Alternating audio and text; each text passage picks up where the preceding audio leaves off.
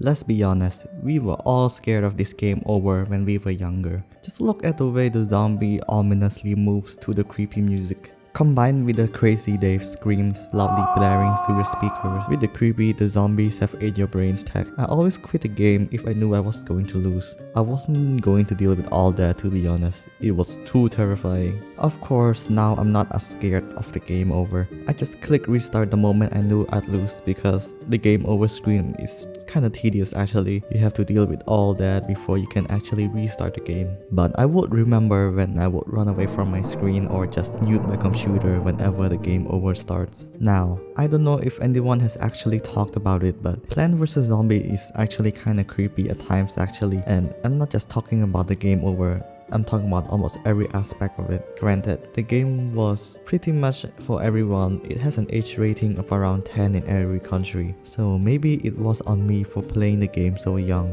To be fair, I was also scared of almost everything back then. I think the most vivid memory I have of this game is just being terrified of the boss level. I used to run to my mom to ask her to finish the game for me. It's actually kinda funny in hindsight now how she agreed to do that. But it's just that almost every aspect of the game was so ominous to me as a kid. From the almanac entries to even the Zen garden. Like, the Zen garden is supposed to be our safe place. I don't know why I was creeped out by it. I think it's just the art style and the isolating vibe of the game. I think the art style makes almost everything in the game looks worn down, if that makes sense. Like, everything in the game just looks like it's worn down, it's used, and it's just us all alone in this game. I know it's not the focus of the first game, but I was also intrigued by the game's lore. Like, why are we the only ones left in the suburbs? Where did we get the plants from? What is Bloom and Doom Seed Co? Who is Crazy Dave? Where do the zombies come from?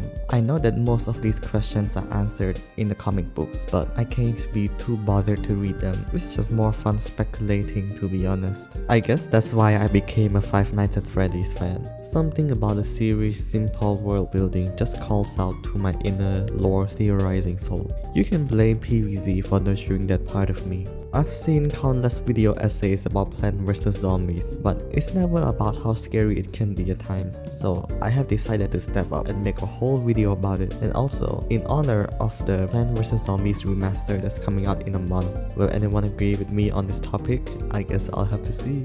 The one thing I've always loved about the first Plant vs Zombies is the soundtrack. Laura Shigihara is the lead composer of the game, and the game's music is just so damn good. The main menu theme has always been one of my favorite video game OSTs of all time. Maybe because of nostalgia or just how playful it is, but I've spent so many of my time just vibing to this music, you know. If I have to really describe the game's soundtrack with 3 words, it will be vibey but ominous. Especially the music for the night and fog stages. When you combine the game music with the in-game sounds of zombies groaning, mushroom shooting, and the pool splashings, it just creates a really nice atmosphere. If I have to choose my favorite level music, it has to be the roof music. It's not creepy, but something about the song just fits the vibe of a roof level, you feel me? It doesn't help that it's the most distinct one to me. I just love it, you know. But I also can't forget to mention the day music. It's basically like the representative song from this game. Why? I don't know. Maybe because the day level is the one stage that everyone has played. Whatever is the reason, it's just the most recognizable song from the game, so I have to give a mention to this song. The seed select music also used to fill me with dread as a kid. The song is foreboding and also, you know, cause you get a glimpse of the zombies you'll be getting. Oh wow, that's a doozy. I think the composers also did an amazing job with every aspect of the game's soundtrack. The music isn't creepy, but it's not cheerful either, you know. I think it's a mix of wistfulness and serenity. Listen, I'm not exactly good at describing Plant vs Zombies music or just music in general, as you can tell. The most I can do is tell you to listen to the second game's music and see the stark difference. Apart from the Ancient Egypt level, which is the only level Laura Shigihara composed for before leaving the Plant vs Zombies team, no other PvZ2 levels have the same vibe as PvZ1. It doesn't mean that the soundtrack in the second game is bad. I love the Far Future soundtrack, it fits the vibe, but Laura Shigihara really made magic in the first game. Let's not forget about the sound design either, you know. They are mostly subtle, but they play a role in making Plant vs Zombies a really fun game. From the groans of the first zombie to get on your lawn, coming. To the sound of a balloon being inflated. They just add to the atmosphere, you know. I think it all comes together neatly into the 410 level, aka, you know, the final fog level with the thunderstorm. This level relies entirely on quick flashes of the lawns and the sounds of the zombies to know what's going on. I love it, it's unique. To really be honest though, the fog levels have half the screen obscured, so you know, the sound effects are pretty important for the first half of each level until you can get rid of the fog. The sound effects also allows you to know when a zombie has entered the pool and if there's a jackal zombie coming down your lawn. Overall, I will say that the game's soundtrack is a very integral part of the experience and gameplay. If you play the game without the music and sound on, it's boring. Okay, that's probably an exaggeration, but you can still play it without the sound on. It's just that the Plants vs Zombies sound design and soundtrack is really amazing. And you know, it can help you with some parts of the game too. If I have to choose the game soundtrack that defined my childhood, it will probably be Plants vs Zombies, just this game, everything from this game. I think every song from this game is flawless, and I'm not even capping. If there's one thing that sets Plants vs Zombies apart from its sequels and many spin-offs, it's that the original game has a more creepy zombie design. Not just zombie, everything about the game just look creepy. Hell, even the plants look creepy as fuck. Why the hell do you look like that, bruh? Comparing Plants vs Zombies and Plants vs Zombies 2 again, you can see the stark difference in the design. The zombies in the second game are way less creepy and are more cartoony. Maybe it's to make the game more kid-friendly, who knows? The second game was less scary to me as a kid, so you know it worked. I wouldn't say any zombies in the first game really scared me even if the design was creepy as hell, except for the Gargantuar. The Gargantuar, the big one. His bloodshot eyes combined with his giant health bar. It's just enough to scare any man, to be honest. Oh, and who can forget the dolphin zombie? Minus how fast that little shit is. I was more freaked out by the dolphin. It just looks so terrifying.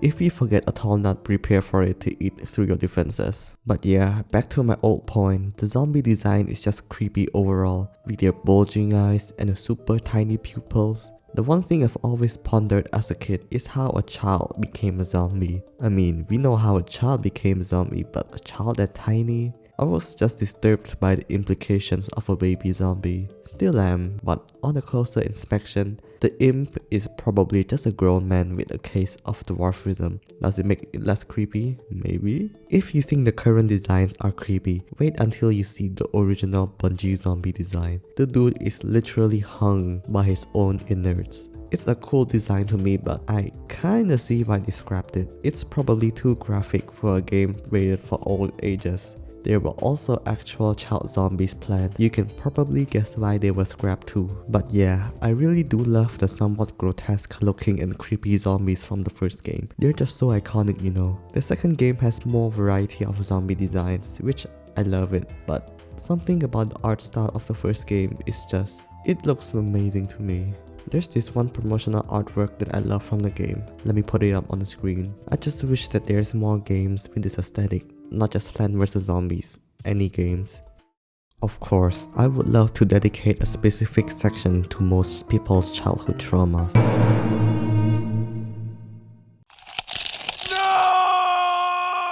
Call that sentence dramatic, but the game over was scary as hell, and I think many people will agree. While making this video, I wasn't really sure what was scarier, the music build up to the game over or the Crazy Dave scream. Assuming it was Crazy Dave's scream. I used to always think it was the main character screaming after being bitten by a zombie, but the scream came after the game over text, so there's that. The fact that the game overs are the only times we get a glimpse into the player's house did give me goosebumps. Something about that detail just made me, for a lack of a better word, unnerved.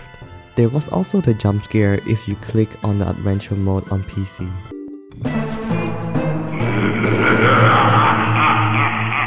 This was a massive jump scare for someone who has only played the mobile port. Imagine my reaction when I clicked start and a hand popped out with a whole evil laugh and all. That laugh was really a cherry on the top of a shit myself Sunday. That's why there were two specific sections where I always turn off my audio. When starting a game, and when the zombie's getting too close to my house without a lawnmower. Oh yeah, and who can also forget this jump scare?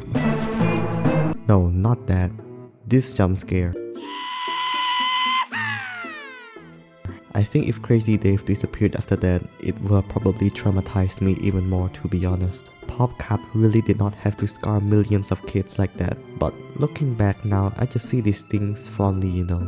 The hand jump scare, the game over, they're kind of what made the game a really special experience that sets them apart from other tower defense games. Those aspects really immersed me into the game. I would also like to give an honorable mention to those fan-made Plants vs Zombies videos that scarred me as a kid. The most vivid one I can remember is the Plants vs Aliens one by RFMVS Games.